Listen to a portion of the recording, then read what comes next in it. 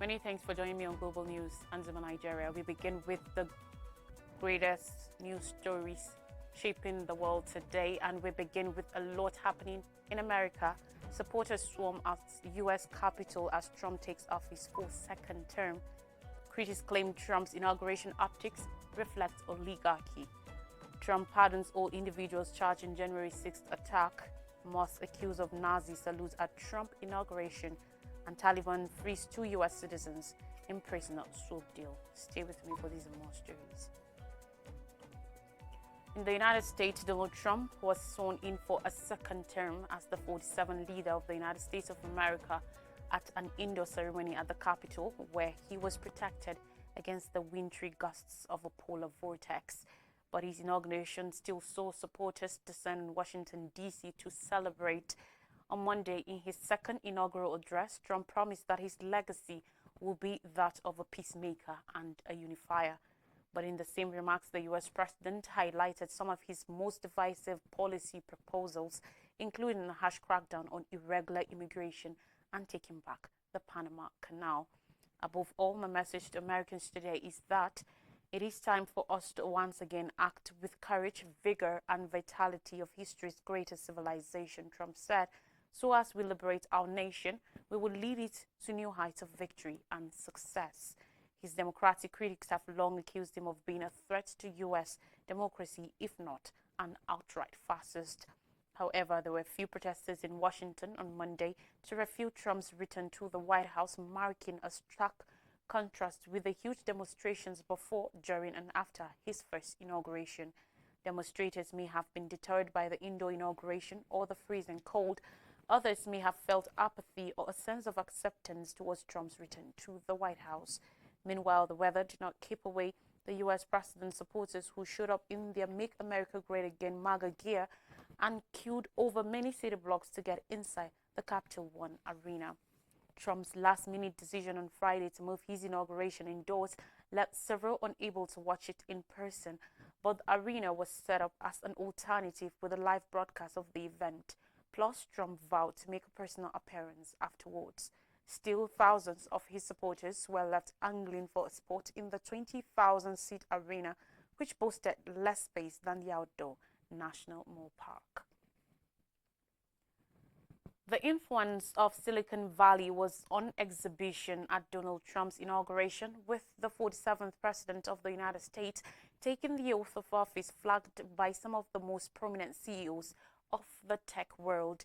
On Monday, Tesla and SpaceX CEO Elon Musk, Meta CEO Mark Zuckerberg, Alphabet Inc. CEO Sundar Pichai, and Amazon founder Jeff Bezos took some of the most exclusive seats at the inauguration, seating closer to the president than even some of his cabinet peaks. The ceremony was initially planned as an outdoor event with tech leaders sitting some distance from Trump on a dais, but it was moved indoors to the much smaller Capitol Rotunda due to unusually cold weather in Washington, D.C.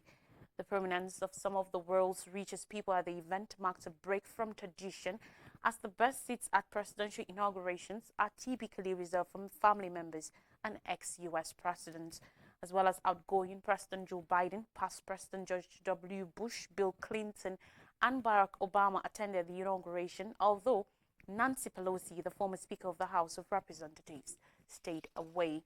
The optics of Silicon Valley's proximity to the president were not lost on Trump's critics, who have cautioned about the rising threat of a tech oligarchy since his re-election in November.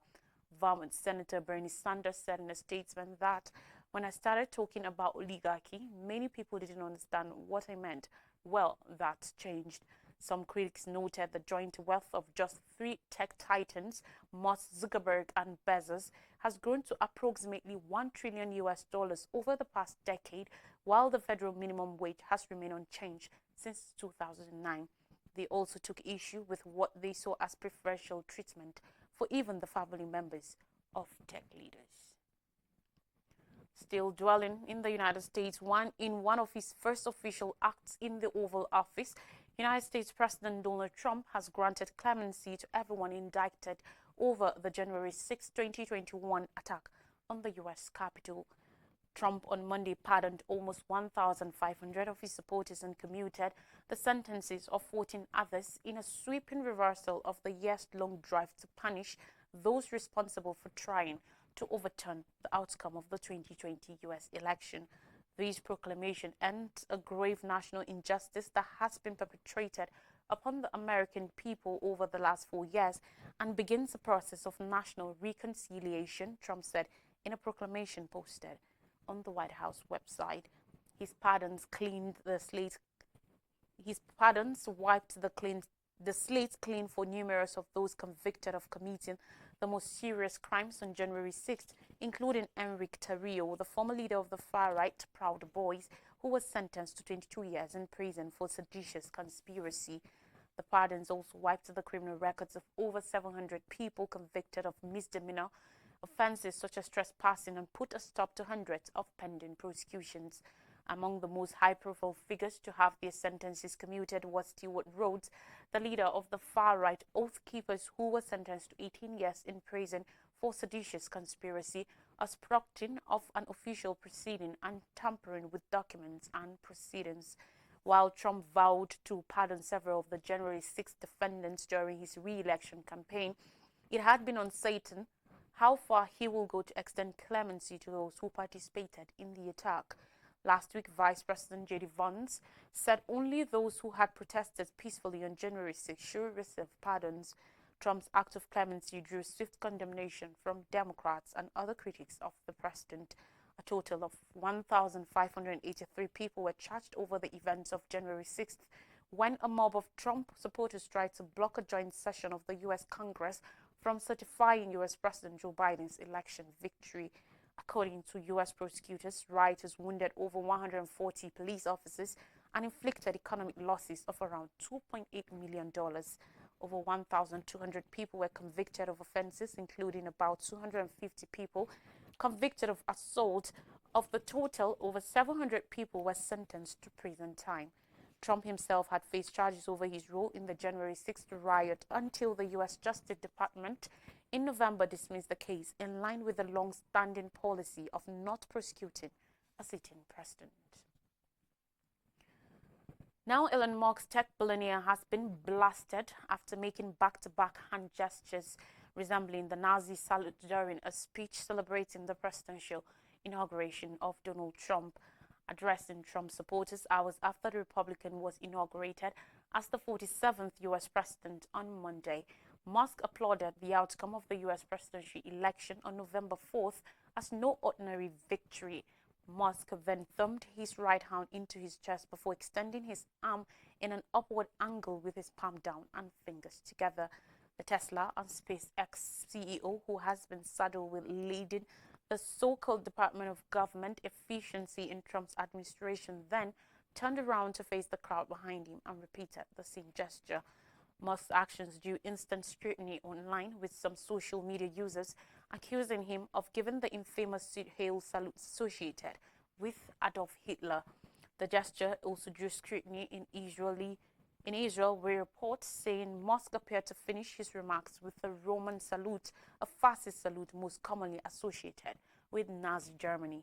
Others defended Musk, including the Anti-Defamation League (ADL), one of the most prominent organizations dedicated to opposing anti-Semitism. The New York-based organization, which describes itself as the leading anti-hate organization in the world, has faced criticism for conflating opposition to Israel with anti-Semitism, said it seemed the billionaire had made an awkward gesture in a moment of enthusiasm, not a Nazi salute. Musk's politics have moved sharply right since he publicly came out in support of Trump after the Republican narrowly survived an attempted assassination in July 2024.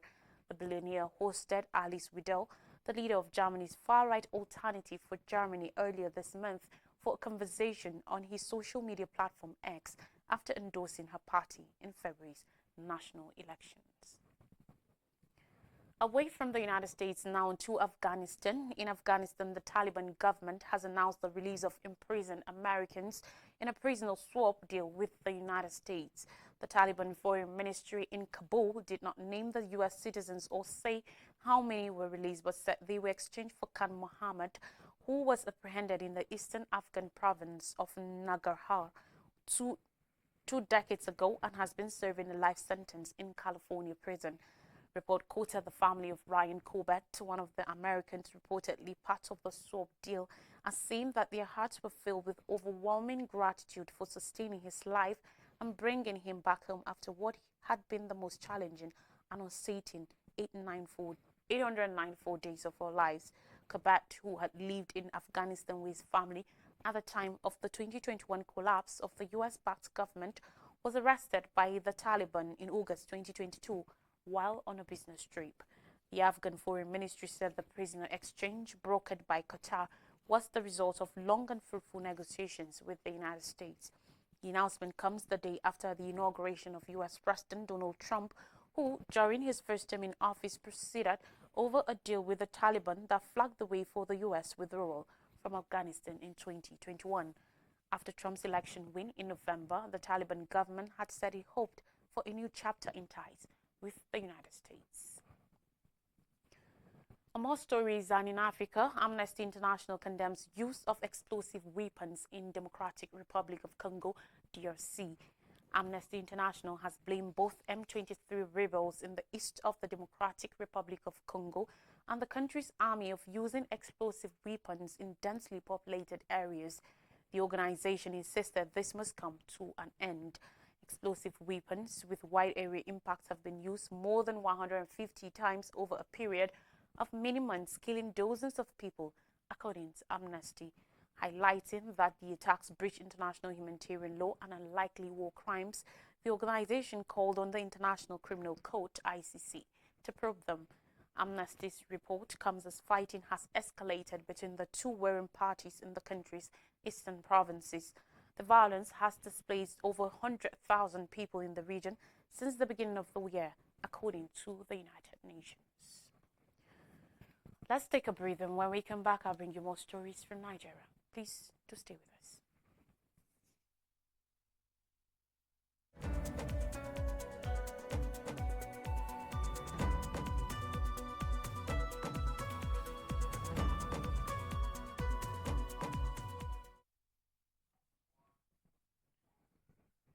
You're welcome back, and thanks for staying with us. We continue the stories from Nigeria, and we begin with Nigerians may spend 6.74 trillion naira on coals after 50% tariff hike.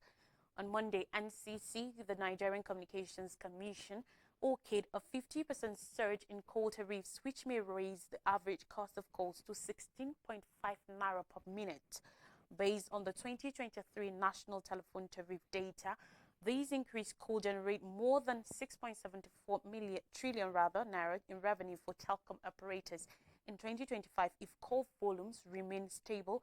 Hence, Nigerians may pay this amount to the firms. These estimation, however, excludes the effects of free and discounted coal promotions, which may alter actual revenue figures. An analysis of data from the newest 2023 subscriber/network performance report by the NCC showed that in 2023, total outgoing telephone tariff was 205.3 billion minutes, while incoming traffic stood at 203.2 billion minutes. This implies that Nigerians spent around 408.5 billion minutes making local calls in 2023. Since there was no new data yet for 2024, the analysis was based on the available data for 2023, which might vary for 2025. The analysis also excluded international calls, although Nigerians spent 1.5 billion minutes on international calls in 2023, according to the NCC. Further analysis showed that MTN led the market, recording 122.7 billion minutes of outgoing traffic and 123.8 billion minutes of incoming traffic at the latest rate of 16.5 naira per minute. MTN's combined revenue from outgoing and incoming calls is estimated to surpass 4 trillion naira, making it the primary beneficiary of the tariff adjustment and accounting for more than 60% of the market's total revenue. Airtel is expected to follow with a projected revenue of approximately 1.78 trillion naira, reflecting its strong share of both outgoing and incoming traffic. Glo, the third largest operator, is projected to generate 536.6 0.2 billion naira. Smaller players include Smile and Entel are expected to earn 5.7 billion naira and 13.1 billion naira respectively, affirming their minimal market influence. Nine Mobile is likely to generate about 105.6 billion naira from its traffic volumes. The projected 6.74 trillion naira revenue highlights the important effect of the tariff surge. Outgoing calls alone are expected to bring 3.28 trillion naira, while incoming calls will contribute an estimated 3.23 trillion naira. Despite the rising popularity of data services and over-the-top messaging platforms, voice calls remain a major revenue driver for telecom operators. According to a report, it is further observed that 50% tariff hike approved by the NCC will likely raise the average cost of SMS from 4 naira to 6 naira and significantly boost revenue for telecom operators in Nigeria. Based on the 2023 SMS traffic data, the projected earnings for 2025 could surpass 137.84 billion naira, assuming traffic remains unchanged. According to the NCC's 2023 yearly report, a total of 22.97 billion SMS were sent and received during the year, representing an 11.38% decline from 25.92 billion recorded in 2022. MTN accounted for the highest SMS traffic with 8.21 billion sent messages and 8.57 billion received, bringing its total to 16.79 billion SMS. With the revised tariff of 6 naira per SMS, MTN is anticipated to earn approximately 100.72 billion naira, making it the likely biggest beneficiary of this very increase. Talking judicial matters, court postpones Dangote's 100 billion naira case to January 30th. Yesterday, Justice Inyang Ekwo of the Federal High Court sitting in Abuja, the Federal Capital Territory, adjourned a 100 billion naira suit by Dangote Petroleum Refinery and Petrochemicals against the Nigerian National Petroleum Company Limited (NNPCL) and 6 others to January 30th for hearing. Other defendants in the suit are the Nigerian Midstream and Downstream Petroleum Regulatory Authority, AYM Shafa Limited, AA Rano Limited, Time Petroleum Limited, 2015 Petroleum Limited, and Matrix Petroleum Services Limited. By the suit marked FHC/ABJ/CS/1324/2024, Dangote Refinery is seeking an order of court restraining the issuance of oil import licenses to some oil marketers. Matthew Booker's son appeared for the NMDPRA. Ahmed Raji's son represented the 3rd, 4th, and 7th defendants. AYM Shafa, AA Rano Limited, and Matrix Petroleum Services Limited, while Divine Uguru appeared for 5th and 6th defendants, Time Petroleum and 2015 Petroleum Limited. At a resumed sitting, however, Justice Ekwo was minded to adjourn proceeding on an application by the plaintiff's counsel, George Ibrahim's son, wherein he sought leave of court to amend the origination summons. Ibrahim told the preceding judge that the matter had been fixed for a report on settlement of service, but he revealed that he was unable to serve the amended originating summons on the defendant. The plaintiff's counsel submitted that the issue of settlement could not be tackled because of a motion filed to amend their originating summons. Reacting, the defendant's lawyers were confirmed they had not been served and requested proper service before the case could go on for hearing. On his part, the NNPCL counsel, Abimbola, informed Justice Ekwo that he was only served with the application shortly before the court sitting even began. Abimbola stated that the plaintiff served the amended originating summons following objections that the NNPCL should not have been included in the suit. It was sued under an incorrect registered name. The NNPCL counsel posited that Dangote Refinery amended the suit after it became public in the media, stressing that the application will be reviewed for appropriate reply. In a brief ruling, the trial judge directed the plaintiff's lawyer to make sure that all processes are filed and regularized for onward hearing on the next adjourned date. And finally on the news, NAS questions FG's dedication to diversify economy. On Monday, the National Assembly subpoenaed the Minister of Finance and Coordinated Minister of Economy, Wale Edun, and the Minister of Budget and Economic Planning, Senator Abubakar Bagudu, to clarify the federal government's commitment to diversify the country's economy from its substantial dependence on crude revenues. The Senate and House of Representatives joint committees on solid minerals, while summoning the ministers, raised concerns over measly funding of the Ministry of Solid Minerals in the 2025 budget.